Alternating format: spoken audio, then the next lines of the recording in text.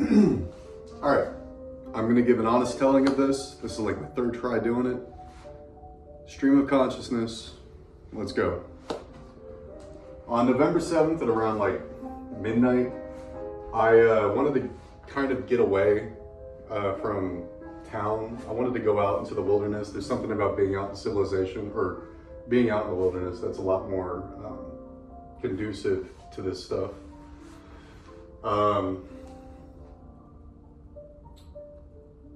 I drove out to Yakult Forest. It's right next to Camp Bonneville here in Vancouver, Washington, in order to get away from civilization, get away from street lights, cell signals, all this stuff. People, mostly.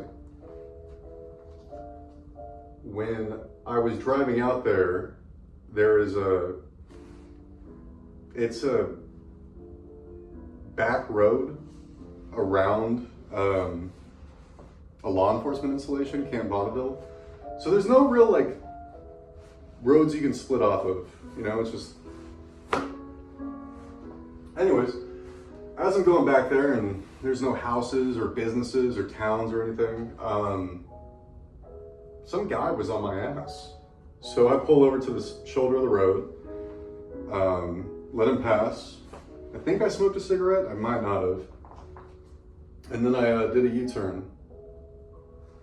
As I was driving away, another car came. Again, it's a back road, middle of the night. I mean, it could have been some teenagers going to go party in the woods. I have no idea. But that road is not a detour to anything. It's complete wilderness. It just gave me a bad feeling. Also, I've been interacting with the Federal Bureau of Investigation. So who knows what it was. So as I turn around, I decided to go south towards Camas to find a different spot.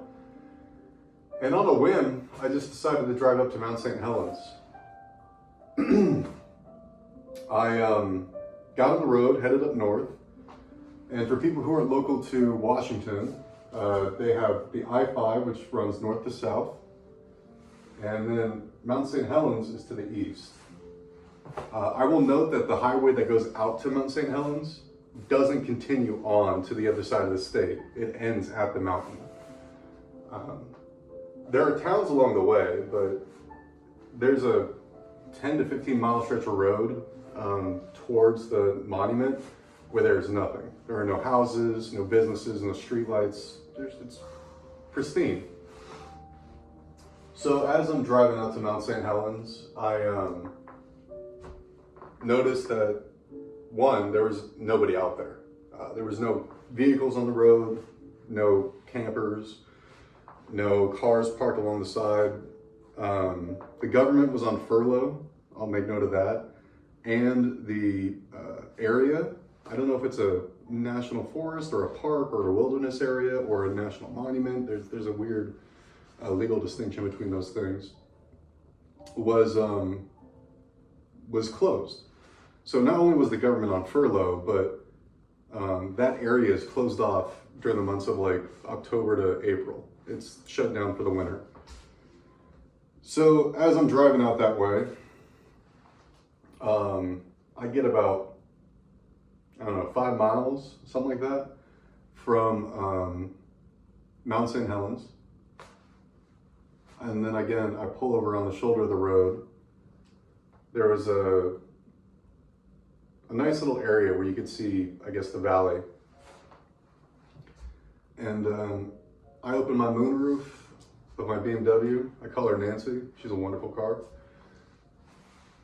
Open the moonroof, look up at the stars, and just sit out there and I talk to God. I guess you could call it praying. I call it communion. God is always with us. God is everywhere. I know that this is a UAP story, but you're going to have to view it through my lens or at least hear it. As I'm out there sitting up, looking at the stars, I made a point to say how afraid I was. I recognized that being out there in the wilderness, my body felt different.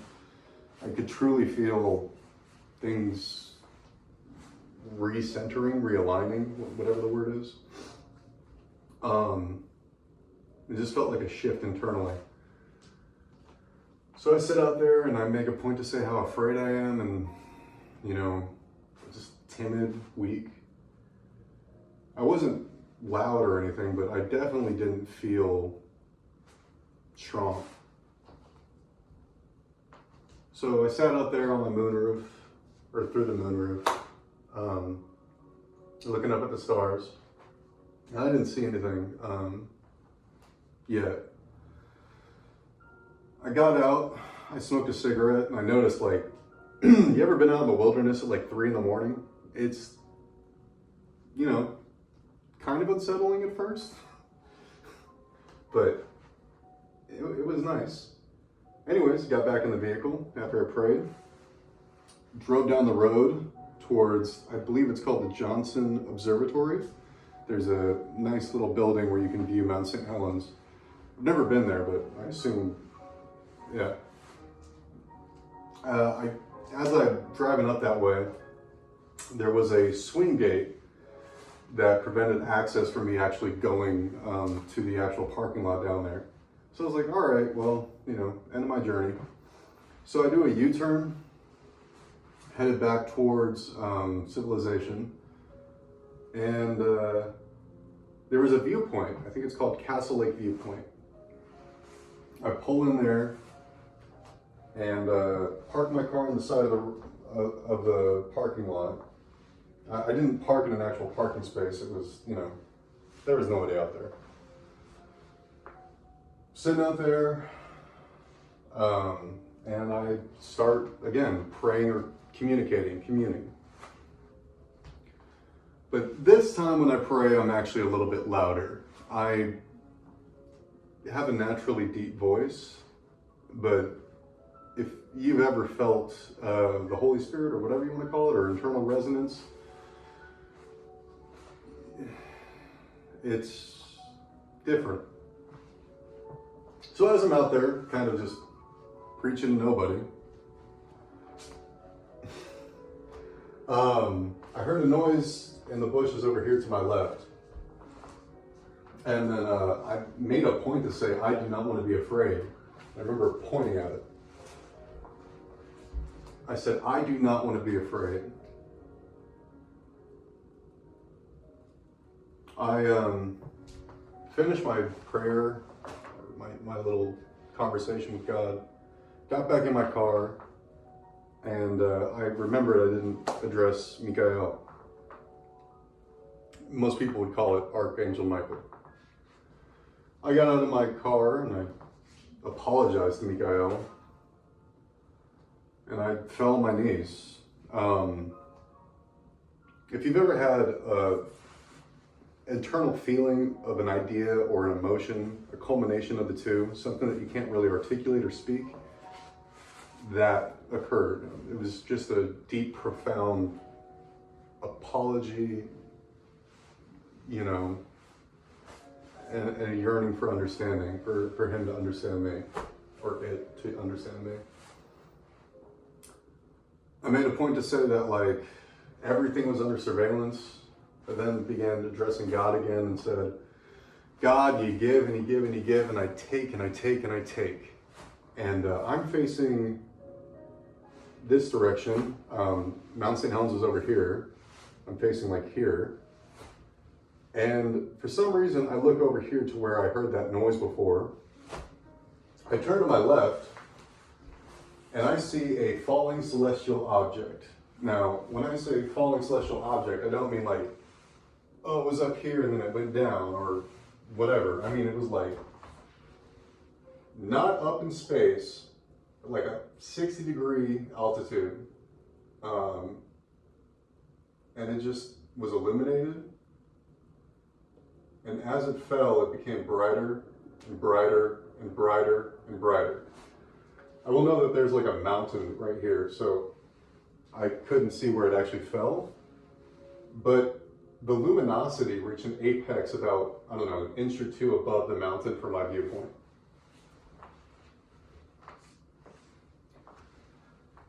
At the peak of its luminosity, it ceased, and I think I might have saw something drop. I'm not entirely sure. Again, it's 4 a.m. There's no light, but there was that thing was unmistakable. I'll get to what it wasn't in a minute. As I'm sitting over here and I'm looking at this, falling celestial object here, little dots began appearing. They were a little bit brighter than stars. They weren't white, they were yellow. And they didn't fly in or come down. They just faded in. They just appeared. One dot stayed still on the left-hand side of where this object fell. And then over here on the right-hand side where there was the most activity, I'd say there was like 7 or 8 dots in total. They would appear and then descend in like a non-linear fashion. These dots that appeared, falling celestial object, dot, one stayed static, these were the most active.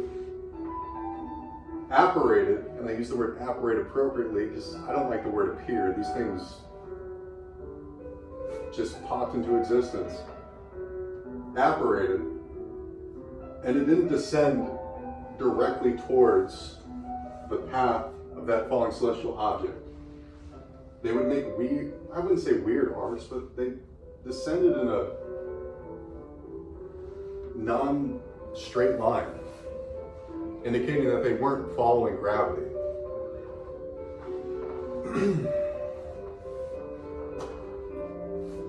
So this dot stayed here. There were about 4 that appeared in total.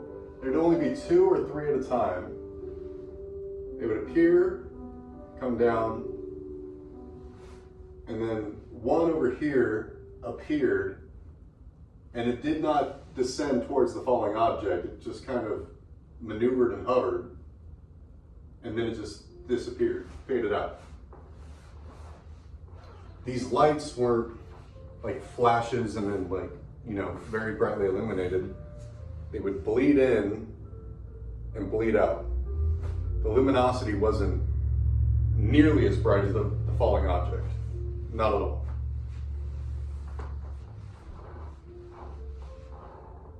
After about 5 or 8 minutes,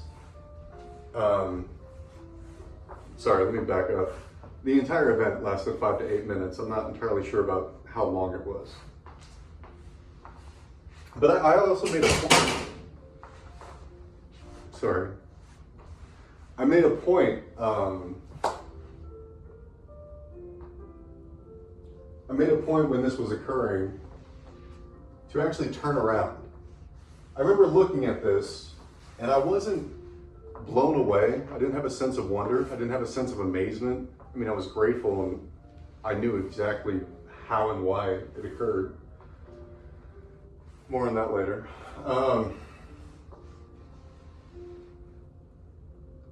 It was more just like watching a meteor shower. It didn't have an emotional resonance in me. I didn't get goosebumps. I didn't, feel my hair sticking up, or lack of it. There was just something happening over here that I happened to witness. But yeah, while it was occurring, after the object fell and the lights began appearing, I made a note to say, okay, am I seeing shit? Am I just fucking hallucinating? So I'm watching this. I'm like, all right, look around. Are there any planes, anything else in the sky right now? No. These yellow dots, slightly larger than stars. Again, the stars are like a natural white light, sort of. These are yellow.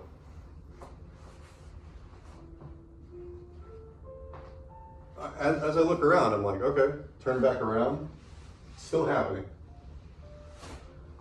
I will note that these things weren't incredibly fast, nor did they appear to be in a hurry. They just came in, descended, did their thing. When they went underneath the cover of the mountaintop, I couldn't see them, but they stayed illuminated as they became obscured. It's not like they faded out when it came to the mountaintop. I could watch them go past it.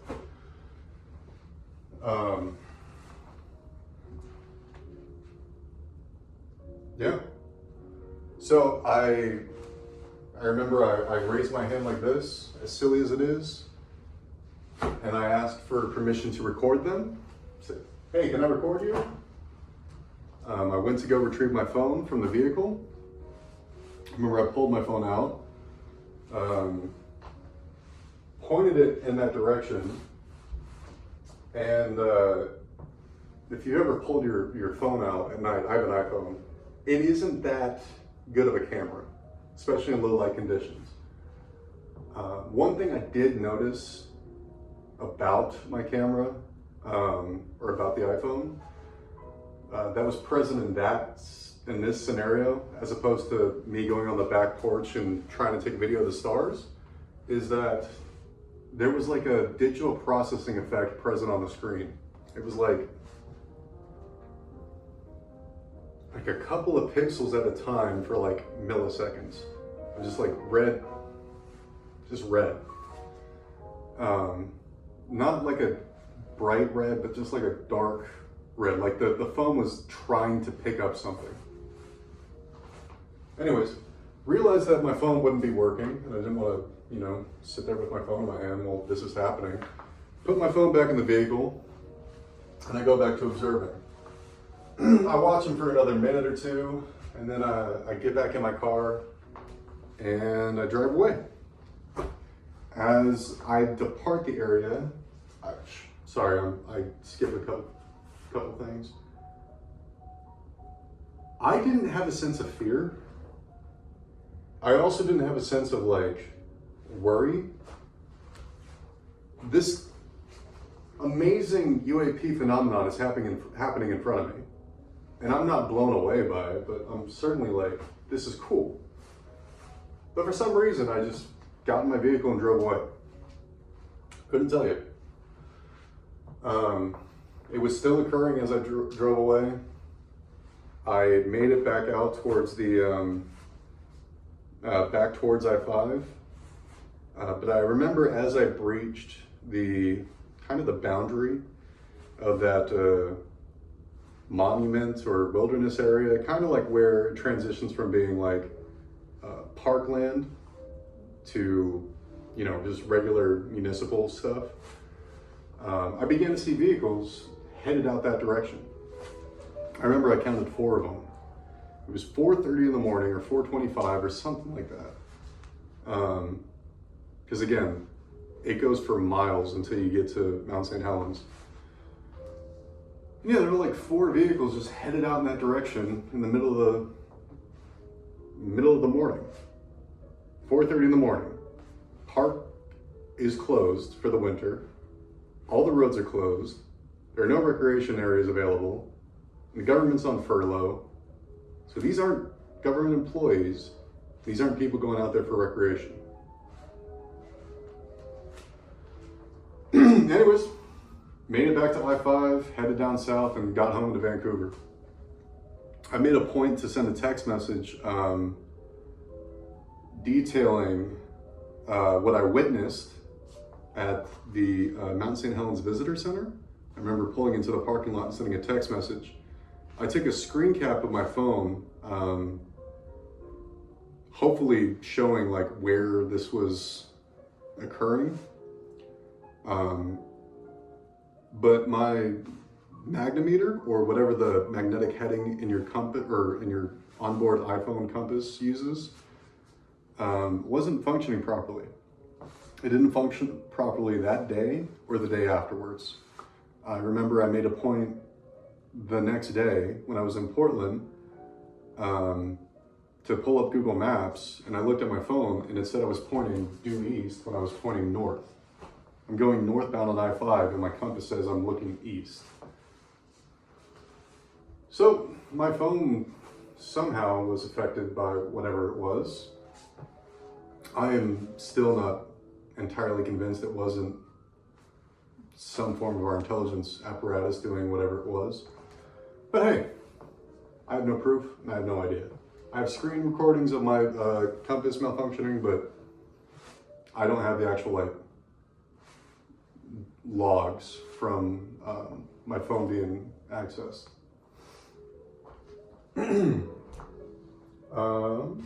Yeah. So, to recap,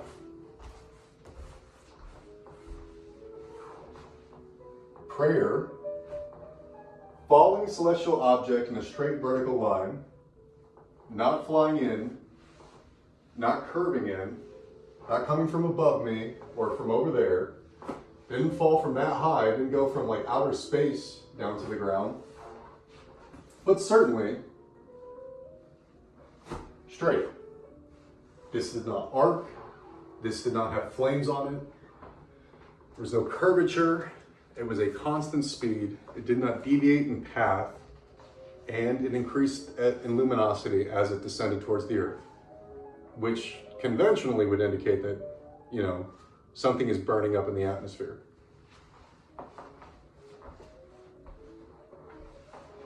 Falling object, about 8 to 10 seconds later, yellow star, yellow dot of light appears over here, then these appear over here and descend. Again, 8 total. So let's focus on the celestial falling object, because that's what I'm calling it. I don't believe it was a bolide or a meteor or a satellite decommissioning, because again, it did not arc in. It did not come from an angle. It'd be very weird for something to fall out of orbit or to strike the earth and be perfectly vertical in a line with my viewpoint. I mean, that is a statistical improbability. Now, I know that we're watching this through a two-dimensional screen, but the earth is, it's more than 3D, but the earth is three-dimensional, you know, 360 degrees. It could have came from any direction and it would have curved, but it didn't. Straight down. So either an object was hovering there and it just lost the force to remain in place. Something was placed there.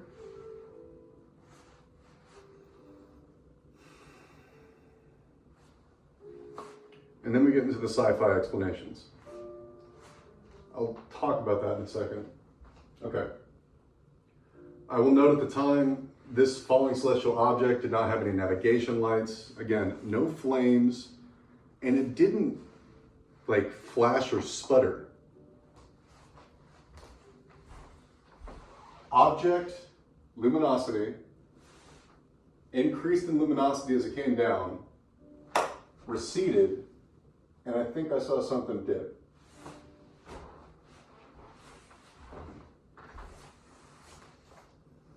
I do not believe it was a drone. I do not discount if it was advanced technology. I do not believe it was a plane. I do not believe it was it wasn't a weather balloon. It wasn't anything. It certainly wasn't a comet or a meteor or a bolide. And it's very,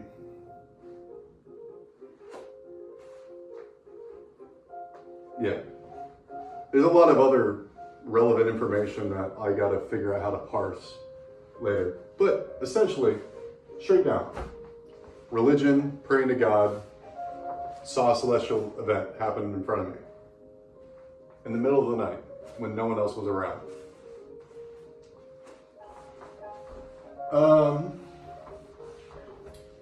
These objects would just appear and illuminate. They didn't fly in from a different direction. There was nothing behind me when this occurred.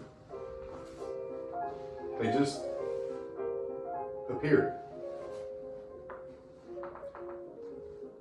The fact that they didn't just fall straight down or they didn't go straight towards where the path of that object went. They, again, non-linearly danced and came in. I will note that I heard no noise. I will note that I heard really nothing aside from that bush that I pointed out prior to that. I didn't see any trails, any propulsion, anything. Just an apparition of light pop into existence, fade into existence. A little bit larger than stars, and then descend towards an area. 6 to 8 of them, or I'm gonna say 8, just to be safe. But it was far too many for me to think like it was anything other than a UAP. And for people out there that don't know what UAP is or have the wrong idea about what UAP is just an unidentified anomalous phenomena. That's it. It doesn't mean a UAP is a craft. It doesn't mean a UAP is a whatever. A UAP is an all-encompassing term. It isn't just advanced technology or a drone or a UFO. I mean, it's a category.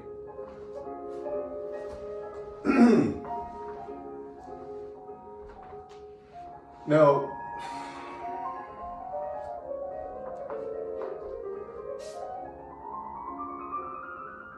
we can get into the interdimensional stuff, as in something from a different reality popping in, or something is localized to my viewpoint. Here's a good explanation. I did this example earlier.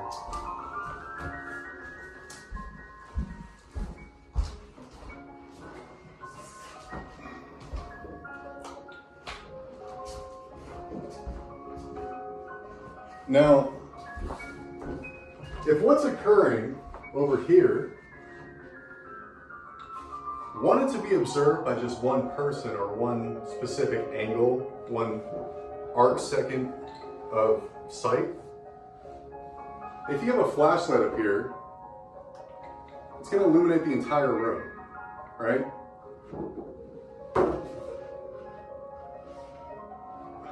Here, let's do it this way. I'm not a good scientist. I'm not a qualified observer. But I poked a hole in this sheet. As you can see, through that one hole, I can direct where that light gets projected.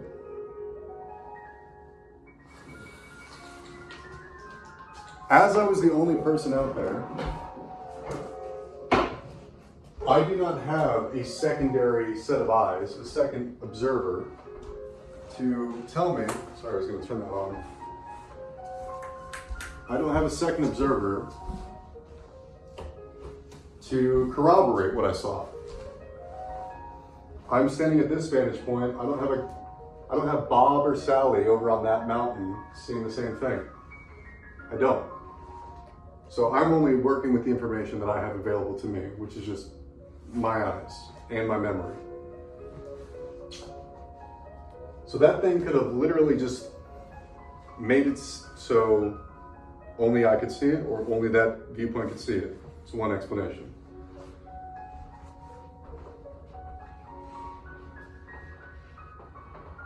Time and space, our concept of moving through space, not just outer space, but like space as a physics concept. And I am not educated in the subject whatsoever. Can't even do math in my head. I haven't got a clue about physics. But something from a different dimension, or a higher existence, or a higher dimension, higher reality, a different set of bounds,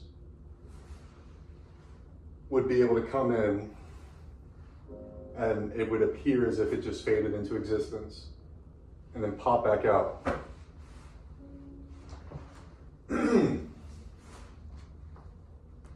And that's just our three-dimensional understanding of how this works. Not including what else could possibly be above, around, within. I'm leaving it wide open. Additionally, it could be all sorts of stuff.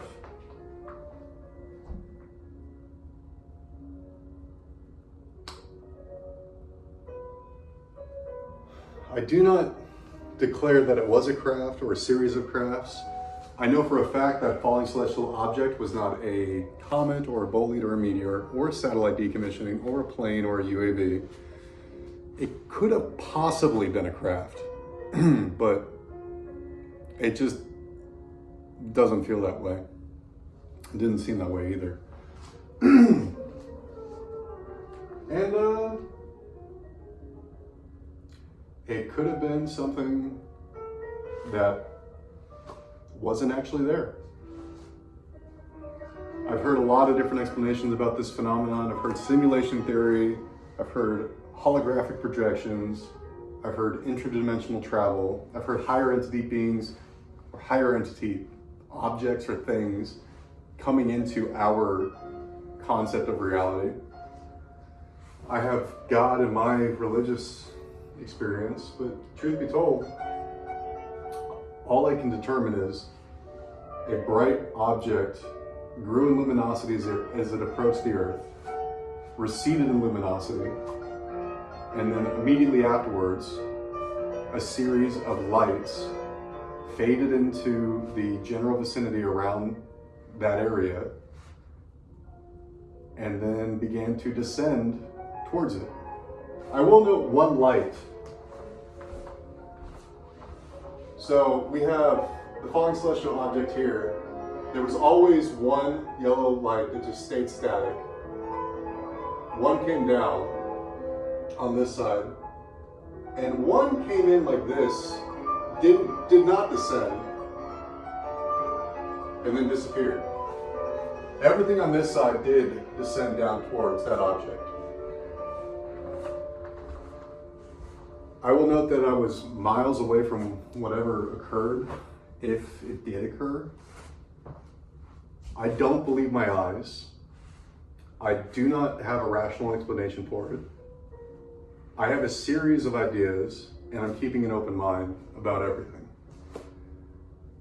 I may have seen a special access program. I may have seen advanced technology. I may have seen an NHI craft. I may have seen an interdimensional interactivity. I may have seen someone playing a prank, you know? It could be a wide variety of things.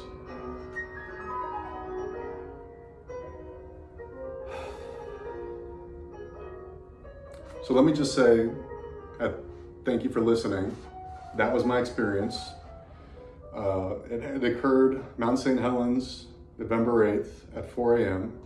And I got a couple Latin quotes to top it off with. Video sed non credo, Silvia speculorum, I'm butchering Latin, Silvia speculorum, lorum. I'm gonna try that one more time, bear with me. Silvia speculorum,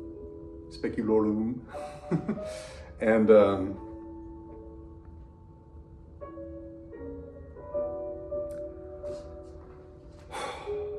qui custodiae ipsos custodes. God bless.